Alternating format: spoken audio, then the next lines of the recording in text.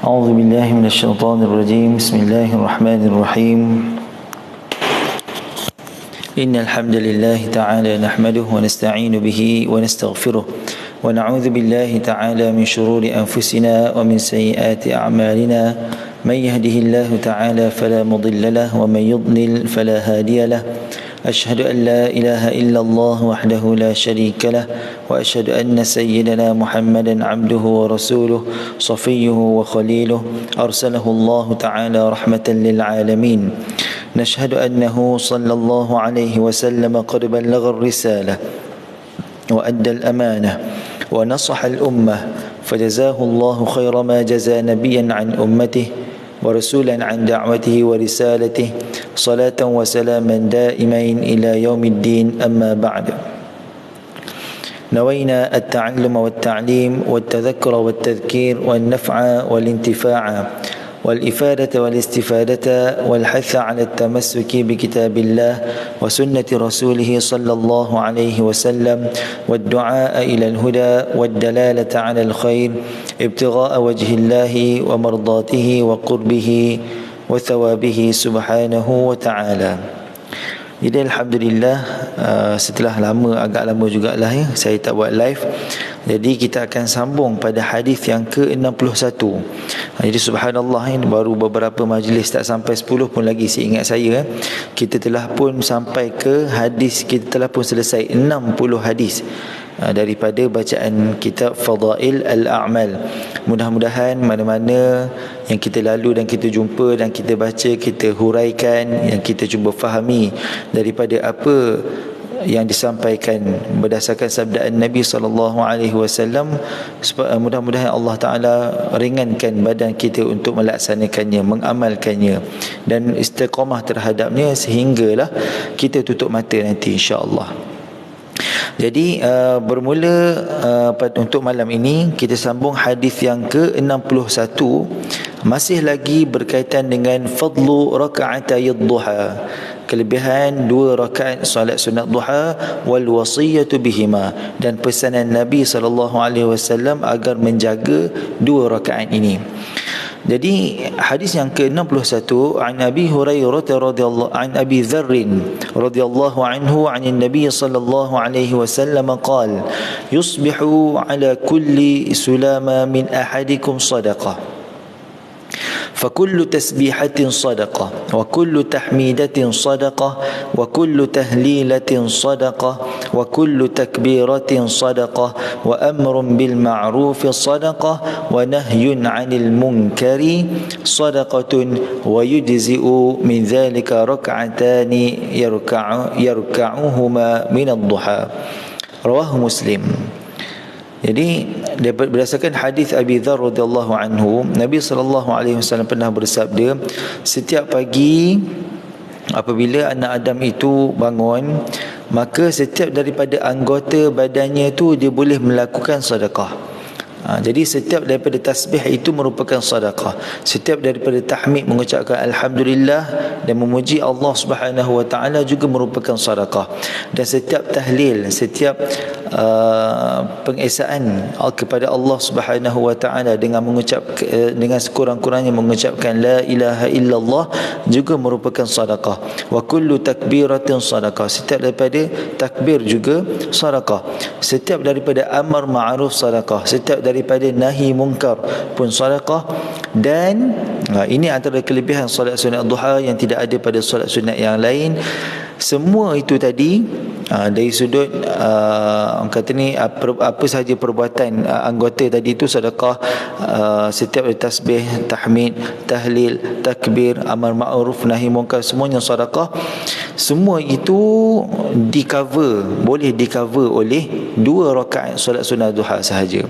Hanya dengan solat sunat rakaat duha tadi, maka semua tadi yang disebutkan itu tadi bukan kata tak perlu buat, tapi dengan duha sahaja itu sudah memadai. Subhanallah.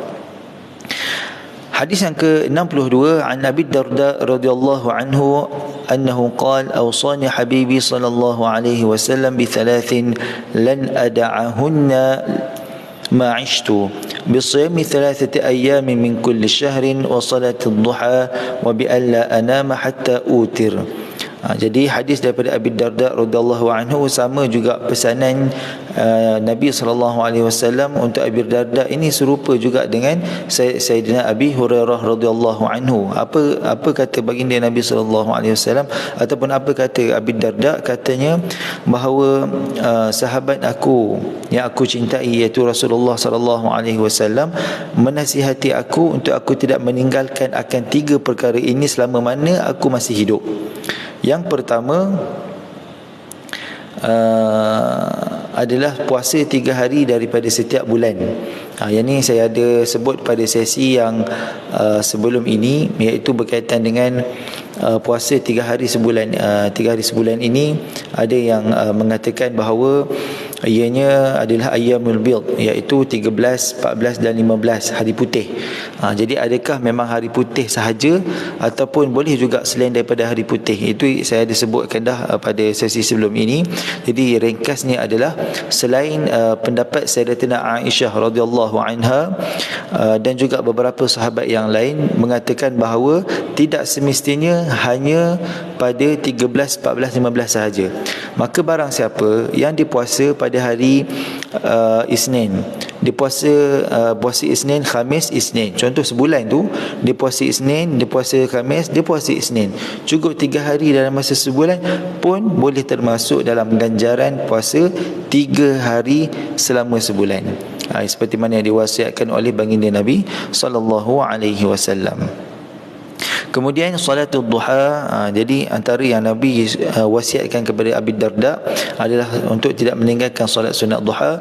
Dan yang ketiga adalah bi alla anam qabla an utir, atau hatta utira, dan supaya aku tidak tidur melainkan setelah aku solat sunat witir. Jadi mudah saja witir ini selepas daripada Isyak, solat sunat ba'diyah Isyak. Selepas daripada itu kalau rasa malas sangat, biasakan 1 rakaat pun cukup dah. Bangun, naik solat 1 rakaat solat sunat witir, lepas tu habis. Tapi kalau rasa nak lebihkan sikit tapi tak nak rasa berat sangat, buat 3 rakaat 1 salam. Buat 3 rakaat 1 salam. Apa itu, bagaimana buat 3 rakaat 1 salam? Seperti mana yang saya dah sebutkan juga sebelum ni, dia macam biasa solat rakaat yang pertama, nak naik, habis rakaat pertama tu naik rakaat kedua, habis rakaat kedua tu naik terus rakaat yang ketiga. Perlu tak nak kena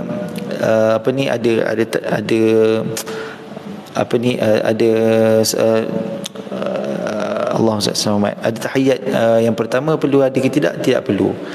Yang selepas 2 rakaat kedua tu terus naik. Itu kalau nak rasa sedikit ringan daripada 3 rakaat.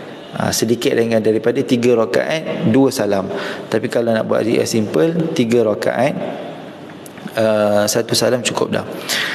Naam. Hadis yang ke-63 an Abi Hurairah radhiyallahu anhu annahu qala lin-nabi an-nabiy sallallahu alaihi wasallam man hafaza ala syuf'ati ad-duha ghufirat dhunubuhu wa in kanat mithla zabadil bahr. Syuf'ah rakaatain duha. Naam. Barang siapa yang menjaga 2 rakaat solat sunat duha, maka diampunkan baginya akan dosanya walaupun dosa tersebut seumpama buih di lautan. So ini antara ada beberapa hadis yang siapa yang pernah mengikuti sebelum ni berkaitan dengan keampunan seumpama walaupun dosa seumpama buih di lautan ni. Selain daripada 2 rakaat solat sunat duha, termasuk juga adalah bertasbih subhanallahi wa bihamdih 100 kali. Setiap pagi selepas subuh tasbih subhanallahi wa bihamdihi 100 kali, maka insya-Allah akan dapat juga ganjaran seperti mana solat 2 rakaat duha ini, iaitu diampunkan baginya segala dosa kecil walaupun seumpama buih di lautan. Naam. Hadis yang ke-64 ini masuk bab yang baru, iaitu fadlu al-ithnatai asyrata rakaah, kelebihan 12 rakaat.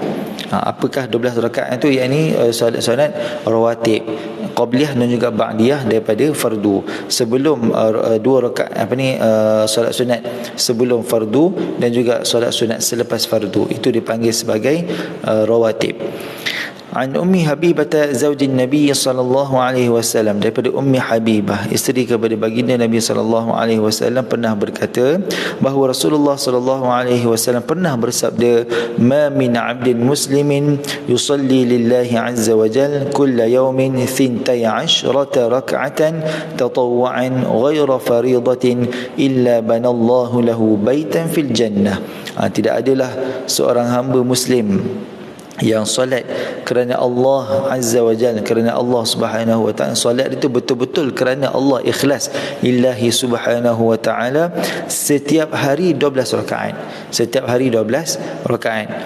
Tatawwu'an, secara sunat, bukan 12 rakaat yang wajib.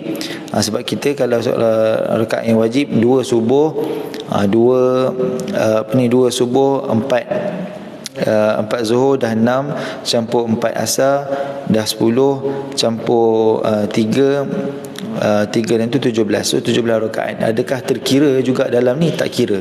Tak kira kalau yang 17 rakaat. Hadis yang ke-65, wa min fadli salati duha aidan, masih lagi berkaitan dengan kelebihan solat sunat duha. An Mu'adz bin Anas al-Juhani radhiyallahu anhu anna Rasulullah sallallahu alaihi wasallam, daripada Mu'adz bin Anas al-Juhani, daripada baginda Nabi sallallahu alaihi wasallam, sabdanya, man qa'ada fi musallahu hina yansarifu min salati subhi hatta yusabbiha rak'atay ad-duha la yaqulu illa khairan ghufira lahu khatayahu wa in kanat akthara min zabadil bahr. Barang siapa yang duduk di tempat musalla dia. Okey, yang ni satu poin yang penting berkaitan dengan musalla seseorang. Musalla seseorang hamba Allah Ta'ala itu adalah di tempat yang dia suka duduk. Mana-mana tempat yang dia suka duduk kat situ. Contohnya dalam masjid, dia suka tiang tersebut, maka dia duduk kat tiang tersebut daripada selepas solat subuh sampailah dia solat 2 rakaat duha.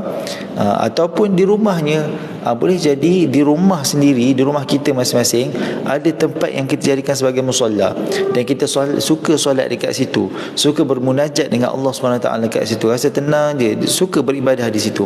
Jadi apa yang kata Nabi SAW, siapa yang duduk di musalla dia, itu maksud dia.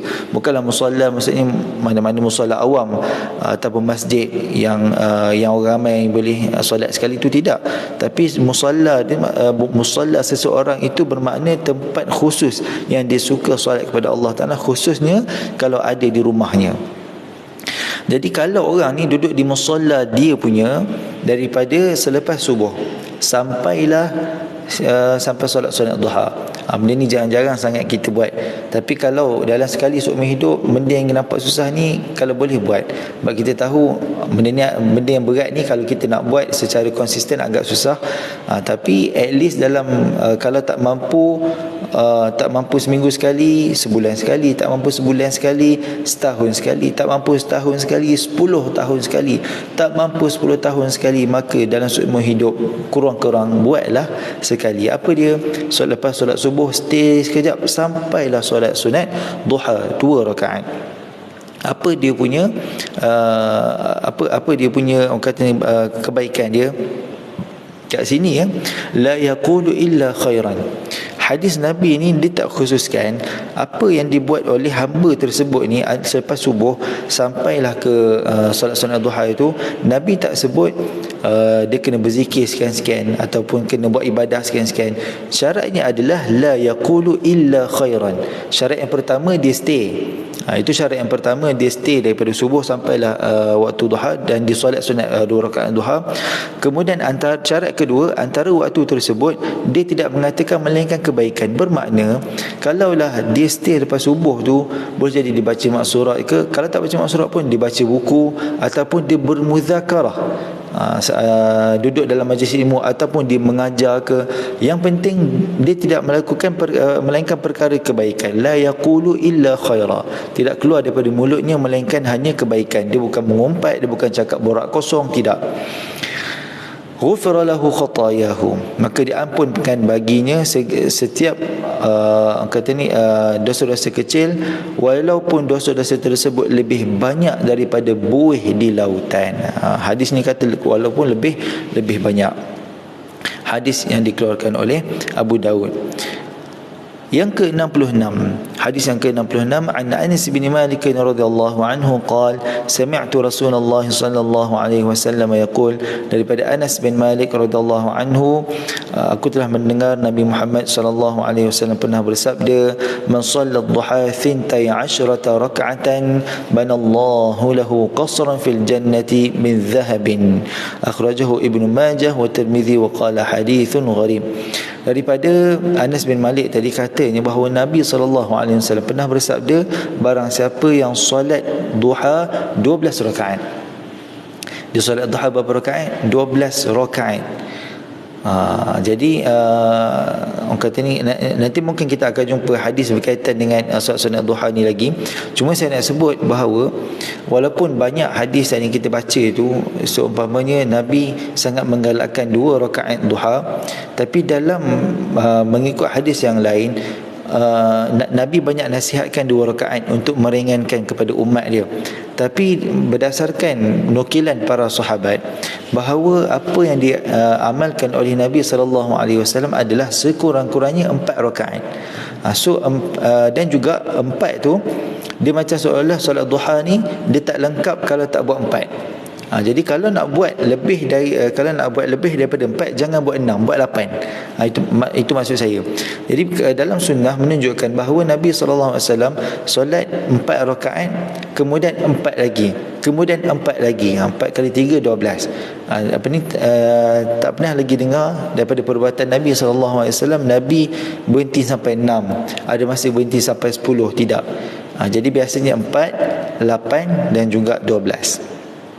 Hadis yang ke-67, an Na'im ibn Hammar radhiyallahu anhu qala, daripada Na'im bin Hammar radhiyallahu anhu katanya, aku telah mendengar Rasulullah sallallahu alaihi wasallam pernah bersabda, yaqulullahu azza wa jalla, firman Allah Subhanahu wa taala, yakni adalah hadis kursi, ibna Adam la ta'jaz li an 4 rak'atin fi awwal naharika akfika akhirahu, wahai anak Adam, janganlah engkau lemah bermalas-malasan daripada 4 rakaat pada awal siang. Maksud awal siang tu adalah selepas waktu duha lah, yakni 4 rakaat duha. Jangan engkau bermalasan untuk solat 4 rakaat solat sunat duha, wahai anak Adam, setiap hari. Akfika akhirahu, kalau engkau buat, nescaya aku akan cukupkan bagi engkau semuanya, segalanya, daripada awal hari sampailah akhir hari. Maksudnya seharian tu serasa macam semua benda smooth je, buat kerja semua lega, buat orang kata buat urusan apa saja semuanya macam lengkap, macam puas je buat kerja hari tu. Dan juga apa yang hasil yang dapat hari itu rasa macam sangat bercukupan. Itu yang dijanjikan oleh Allah Subhanahu wa taala bagi orang yang melazimi 4 rakaat solat sunat duha. Hadis yang ke-68, kita masuk pada kelebihan al-arba' qabla al-'asr, kelebihan solat sunat 4 rakaat.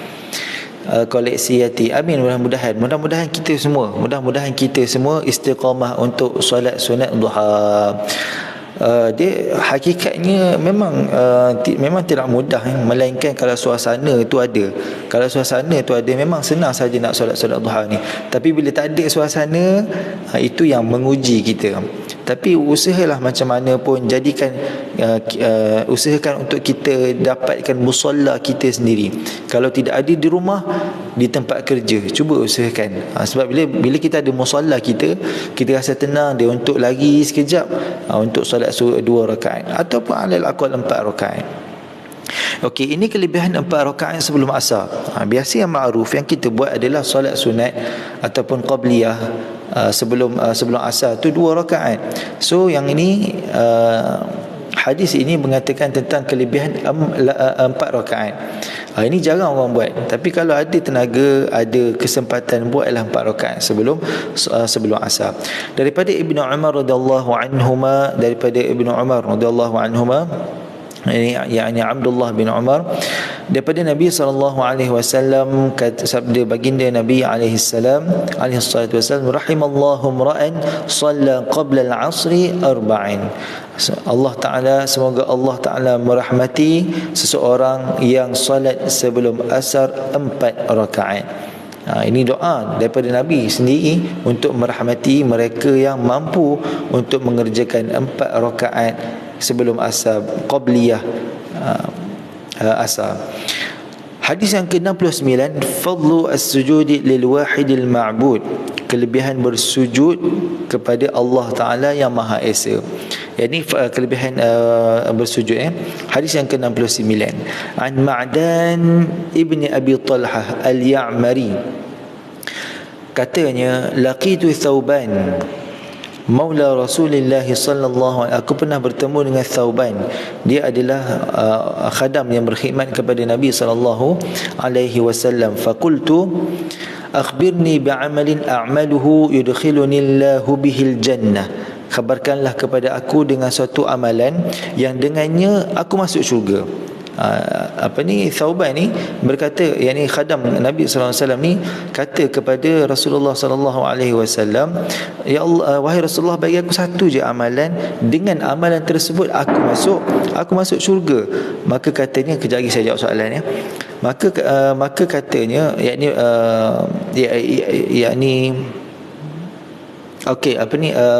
kata Thauban, boleh jadi juga dia tak ingat dia tanya soalan macam ni dengan Nabi. Boleh jadi juga aku tanya kepada Nabi, wahai Rasulullah, apakah amalan yang paling dicintai oleh Allah Subhanahu wa taala? Maka Nabi senyap sekejap. Thumma sa'altuhu, kemudian dia tanya lagi. Thauban ni dia bertanya lagi. Kemudian dia senyap sekejap. Nabi senyap. Fasakata. Thumma sa'altuhu ats-tsalitsah, kemudian Thauban ni tanya untuk kali yang ketiga. Faqal sa'altu an dzalika Rasulullah sallallahu alaihi wasallam faqal, maka untuk soalan yang ketiga, soalan yang sama pada kali yang ketiga, barulah baginda Nabi sallallahu alaihi wasallam menjawab. Sebab mungkin agak berat sebab Nabi sallallahu alaihi wasallam, menariknya bila kita baca hadis ni kan, orang lain-lain tanya soalan yang sama tapi jawapan lain.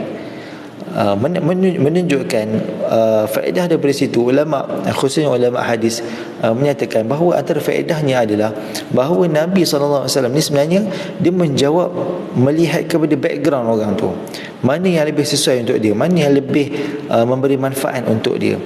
Jadi untuk Thauban ni, Nabi mungkin senyap sekejap tu, Nabi nak tengok apakah yang sesuai dulu untuk dia. Apa setakat Nabi kenal khadam dia ni, apa yang sesuai untuk jawapan untuk dia ni.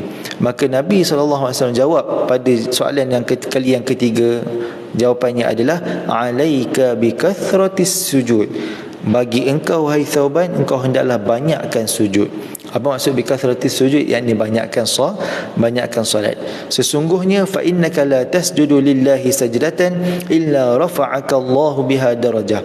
Sesungguhnya tidak ada satu sujud yang kau sujud kerana Allah Subhanahu wa taala, melainkan dengan sujud tersebut Allah Taala akan angkat engkau dengan satu darjat, wa hatta anka biha khati'ah, dan dengan sujud tersebut Allah Taala hapuskan satu dosa. Qala Ma'dan, maka berkata Ma'dan, thumma laqitu Abu Darda fasa'altu faqala li mithla ma qala li Thauban, rawahu Muslim. Saya jawab sekejap soalan. Baru dengar hadis ni 4 rakaat sebelum asar, selepas asar. Betul, dia ini memang dah makruf ya, solat sunat rakaat 4 rakaat sebelum asar. Jadi kalau ikutkan setakat yang saya biasa tengok dekat mana-mana masjid, memang lebih kurang dah 10 minit je kan, waktu yang diperuntukkan untuk solat sunat. Jadi kalau kita solat sunat tu tak lama sangat, kita solat sunat ringkas-ringkas je kan, paling tidak pun baca setiap rakaat pertama inna a'tayna, lepas tu qul huwallah, naik balik buat rakaat ketiga dan keempat, lepas tu 2 rakaat lagi tu inna a'tayna qul huwallah juga, ataupun qul huwallah 4 rakaat kan, kita nak cepat kan. Tidak ada masalah, dan memang menjadi sunnah Nabi SAW untuk solat sunat sebelum asar 4 rakaat dengan 2 salam Selepas asar ada ke solat? Selepas asar tak ada. Selepas asar solat sunat ba'diyah, yakni solat sunat rawatib selepas asar tidak ada.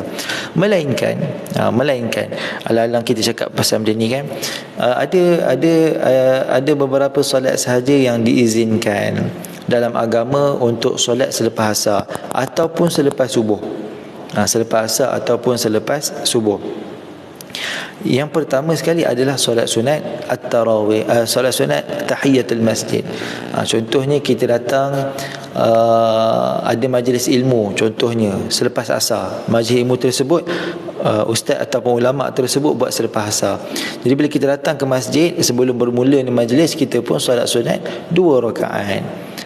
Waktu lepas asar ada masalah ke? Tidak ada masalah. Itu antaranya lah.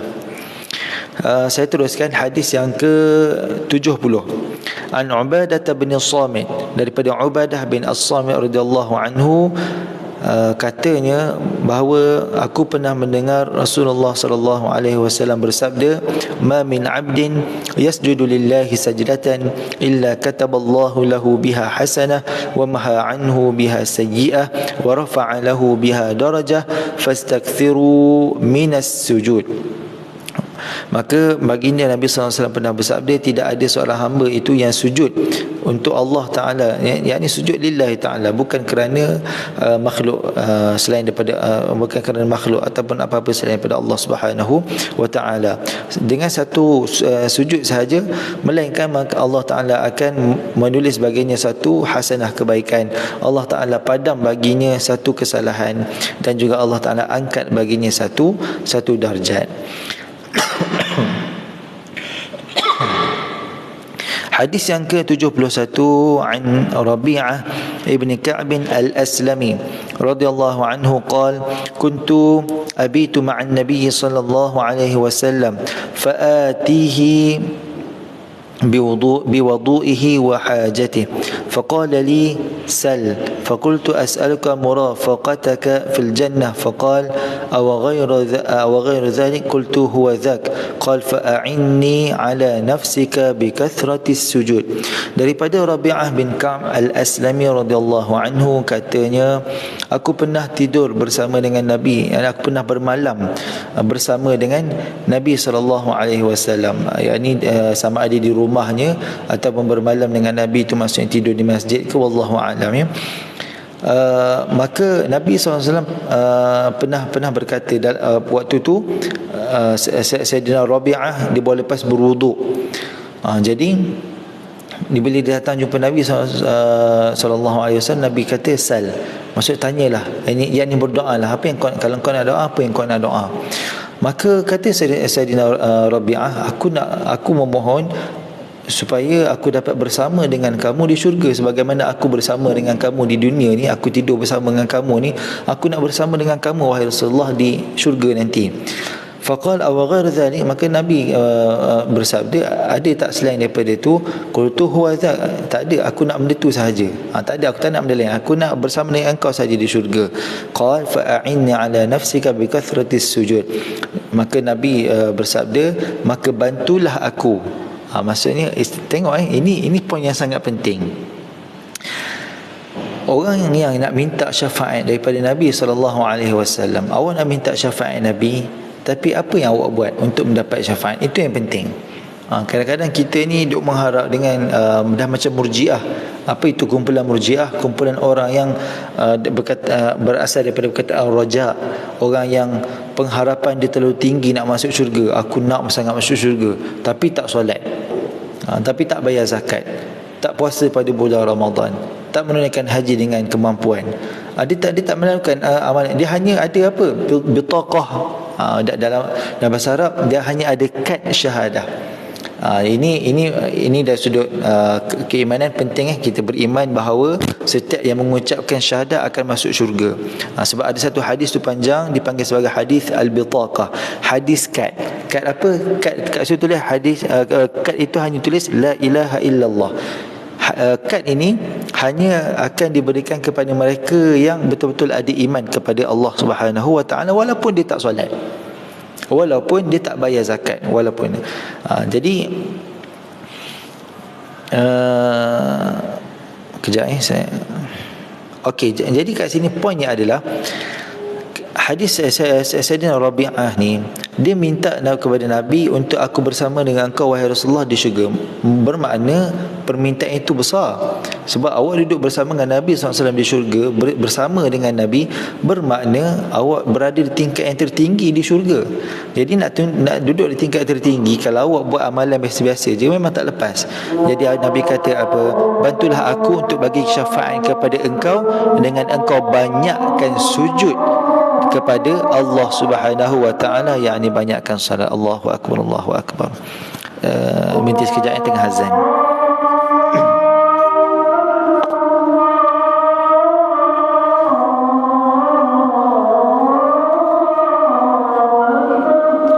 Allahu akbar, Allahu akbar.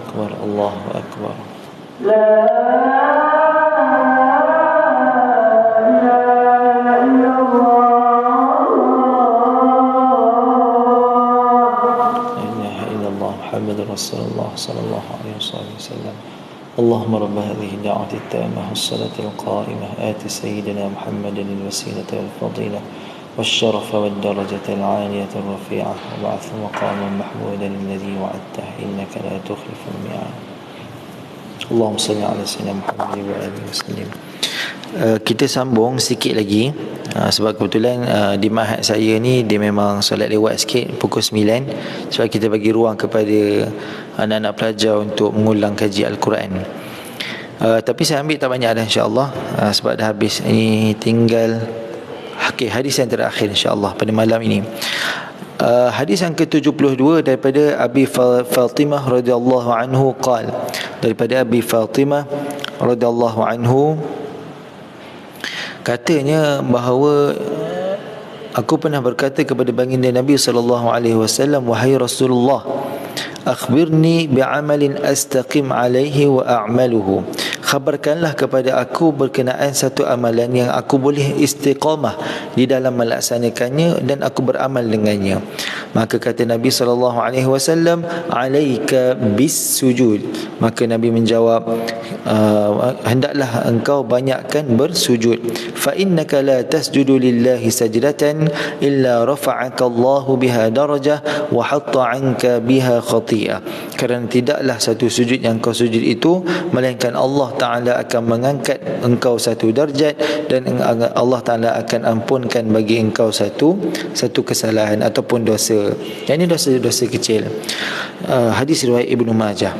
Jadi sehingga sini dulu insya-Allah kita untuk pada malam ini. Pada sesi akan datang kita sambung pada hadis yang ke-73 pada bab berkaitan dengan fadlu qiyam syahri Ramadan, kelebihan qiyam ataupun kelebihan solat qiyamul lail pada bulan Ramadan insya-Allah. Subhanakallahumma bihamdik asyhadu an la ilaha illa anta astaghfiruka wa atubu ilaik.